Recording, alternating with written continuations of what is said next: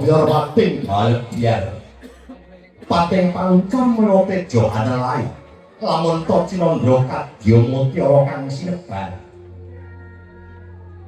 ngamocang kanginan dana maksana wegan ing waris sumurak gilar-gilar kadya kencara kang wis binabar sunane perkakan handamar kanginan nyanggongi bae sesat kapan penjaya cengkir daging piningit kandhane ngawur manipun ya sanjapa kang wis amblabar ing madyaning sasana tinenggo lamun to Cinandra kadyandaya daya pancak sujining pandhape liwat bali kang wis pinambun halon delu maksa siap mojo pancen bukti kangge kabeh ing rama dalah pilih ing mangke sampun inggah wonten ing pandhapi agung keladu ing panyandra papan imah nganti kaya kedaton ing widodari sakti kurang sawiji merga pintere tukang dekorasi sakrik halon delumat sore mangke siap mojo wonten putri sampun prapta ungyan kang tinuju ing mangke arsa kalenggahaken wonten ing madyaning sasana Wisudatama kawis tinggal siap mojo temanten putri sampun lenggahan godo laras ing madyaning sasana Wisudatama lamun to Cinandra turah rupake kuranging Panyandra apa to candrane temanten putri prasasat ayune seprapat jagat dedeke sedemora kliwat pakulitane kuning langsat esre manis anu jirat cinta mau sing biasane mesti laluan yen nopo ora saru diregong tak kira dus biro papat asame ning diri janggo nyates minangun bayu doro agawe gumun mojo rintis nireng iji timun mila datang mokal saderengipun minangku priya saking ricik akeh sing padha kayuwen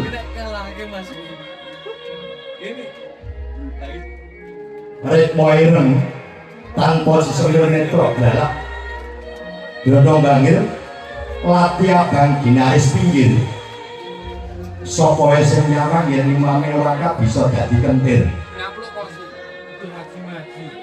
dari jinyodo lanang lambung mung sacengkang yen tindak ing kapal godhok rikala semana panandira moto Cinandra piturut jaman sakniki ayune kaya bintang kadheti kang mudhun saka taksi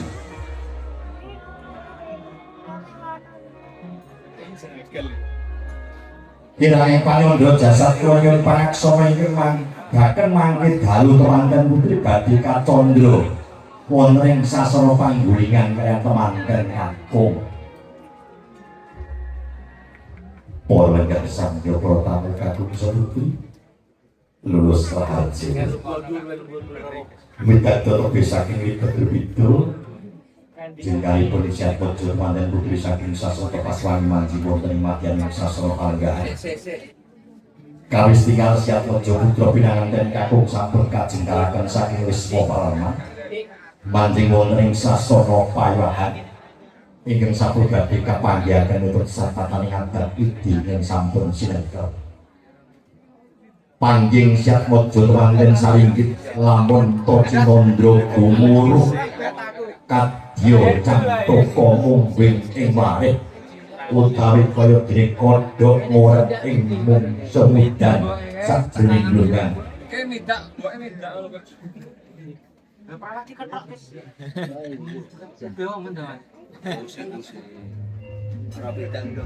wis dumugi wahyaning titi mangsa para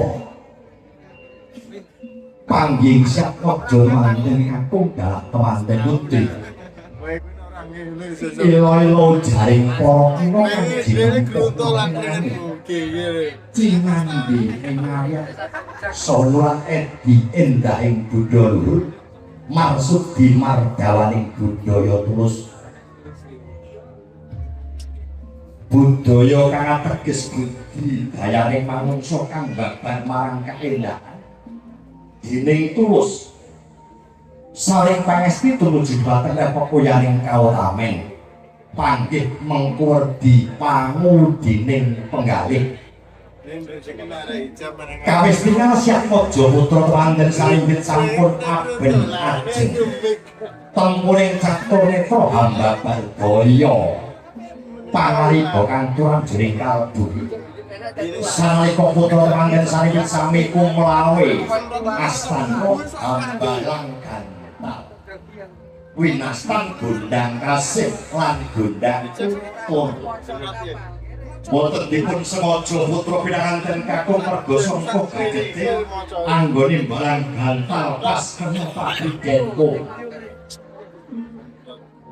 dinarya pasemon minangka pilihaning pribadi punapa temarjining gantal ingkang dadosan saking suruh kang lininting tinang suwah ing lawenang suruh asung piledak sumurupa nganti weruh weruh kang sejatine rasa ya rasa kang sejati terus suruh beda lumah lawan kurepe parandene greget tunggaling rasane sinajane sajuga mijil ing sawiji-wijil pastri lamun bisa manunggalake cipta rasa kasih yang kayane pinesti bakal dadi jatuh kramane sanalika putra pinanganten kakung amarpeki ponang Antiga sanalika ponang Antiga tinapak wani pecah padha sanalika kinarya pasmon wiji dadi kang tegese manunggaling jalu lan pawestri pecahing ponang Antiga kinarya pasmon temanten sawit medya gesang mandhiring pribadi uwal saking panggulawentahipun kang rama dalah ingkang ibu kang teges badhe gesang sesarengan netepi garpaning agesan ing Anamadya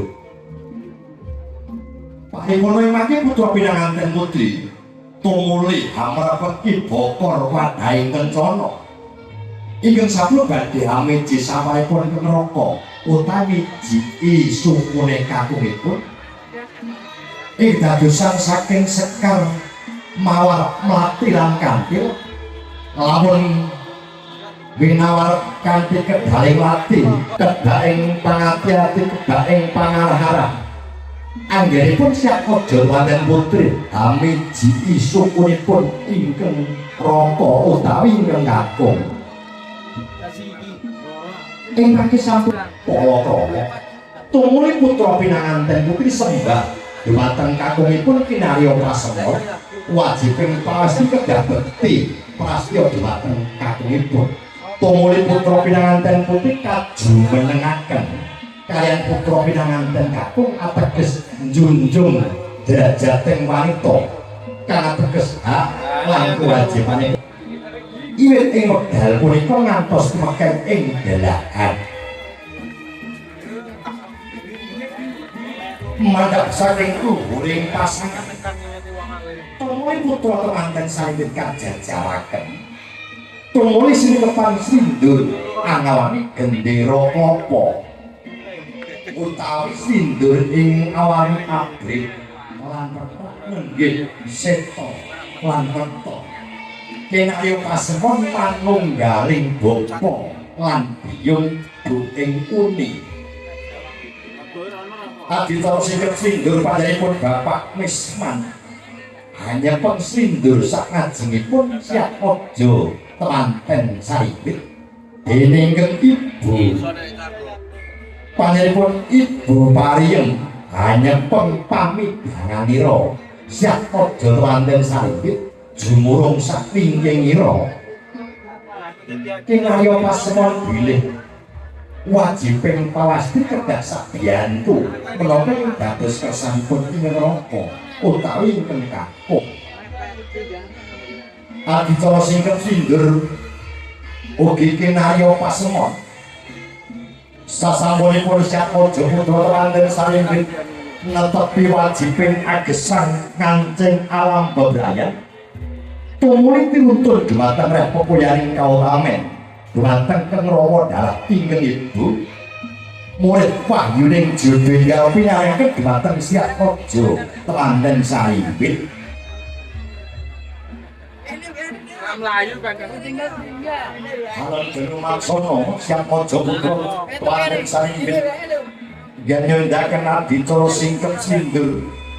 Umpami jiring pangandika panjenenganipun Bapak Mesman Sarimbit garwa hamung meminta nugraning Gusti kang murbeng dumadi sinarengan tamu kaku ageng satansa paring pangapunten sedaya kekirangan.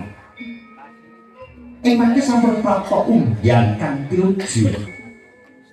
Mangke Siatmaja Putra Temanten Sarimbit arsa nindakaken adicara tetimbangan.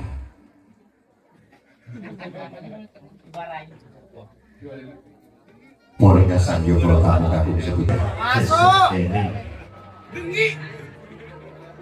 Adicara banjing deban adicara tetimbangan kinarya pasemon nebehaken ros banjing deban sinajan to ingkang sajuga putra pratuthanipun piyambak sepangrugi sinajan to ing punika winastan mara sepuh badhe kaanggep kados Saru lho. tiyang sepuh ipun banguken Jaraga. Praisen karo wong montone. Temanten Sarimbit sampun kawesti ngandhaken adicara tetimbangan upami jil pangandika Pak Mesman matur kaliyan garwanipun. Bomo apa makne coba sarangi. Temanten iki kepiye Bomo? Sampun jebles Pakmu. Temanten Sarimbit sampun sapraju bobot bibit bebeting katresnan. Anggenipun badhe anggayuh kamukten miwah kaulamen.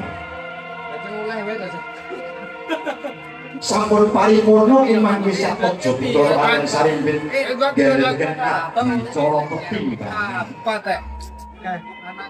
Dari bunga banget Temanten Sarimbit ingkang yarsa nindakaken adicara tanduran. Ilo-ilo Temanten Sarimbit ana ing alamadya ing alam bebrayan, mugi-mugi bisa tangkar tuangkar kanggo sujarahing agesan ing alamadya nggih ing alam bebrayan.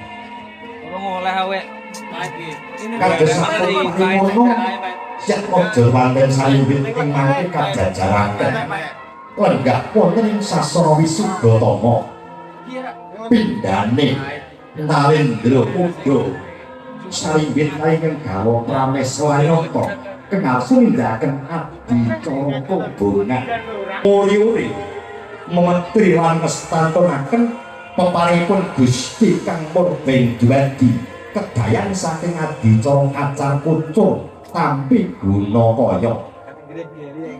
Ing kedadosan saking arta receh beras Palawija tambahing nafkah Gunakaya adicara kacar pucung tampi Gunakaya kinarya pasemon bilih wajibing kakung kedah paring boga hasiling karya dhumateng kakungipun dene wajibing pawesti kedah anapi boga hasiling karya kaliyan kakungipun supados dipun cakak. Muga-muga tamu muga-muga temantene putri urung nganti pendak terus kagungan putra.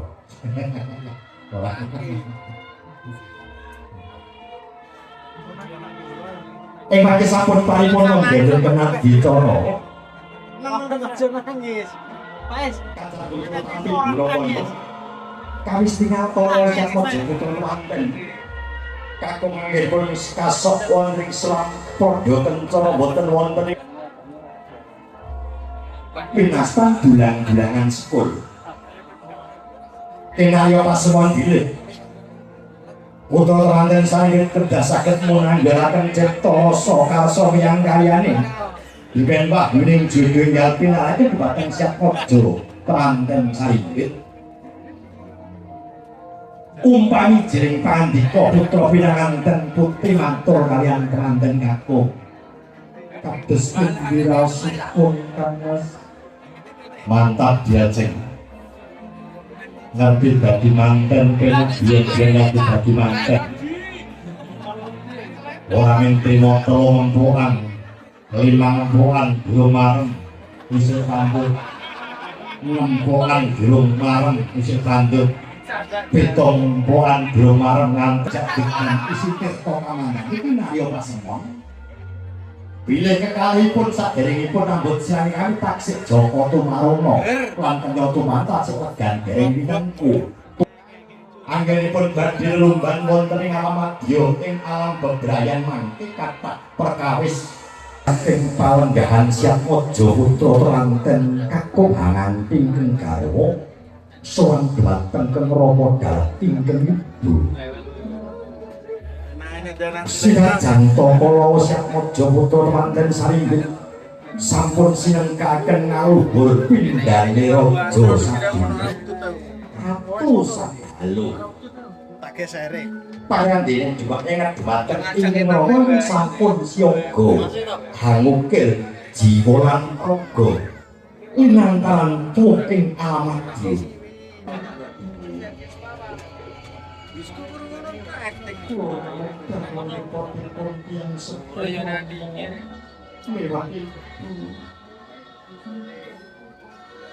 Pangestu Rama Ibing kula suwun mulih anggen kula lumban wonten ing alam bebrayan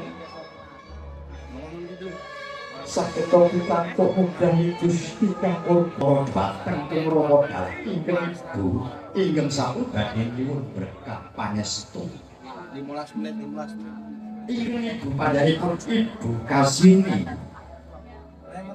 Ideng wong basantan bisa kembeng tan bisa kinambeng waspada katersan jati marebel saking netrane dawahe mat dane terus ing balung sungsung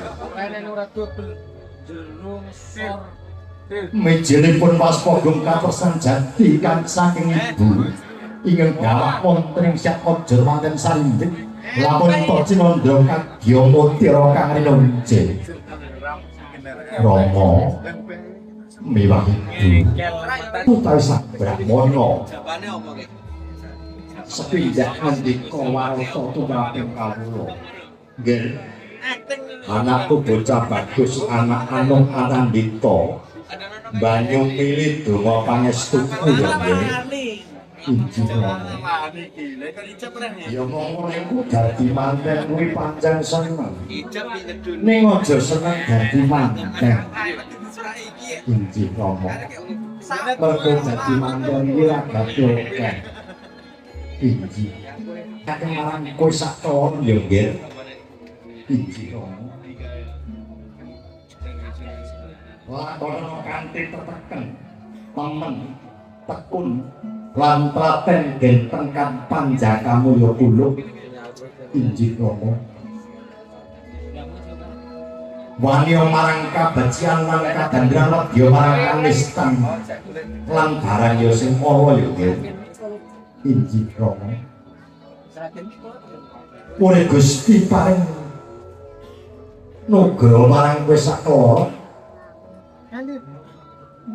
kanggo lumban wonten ing Alamadya nengging alam bebrayan saged atut runtuk rentingan pindha mimikan jawab hamintu saged jingguh kang binayu sembodo kang jinangka gagah kang jinangka duwe basuki kang esti ing satemah dados swarga ingkang sakinah mawaddah warahmah pinaringan barokah ingkang gampang tur menimpa saking ngarsa dalem Gusti ing ngomong syukur isuk nek digunggah termekam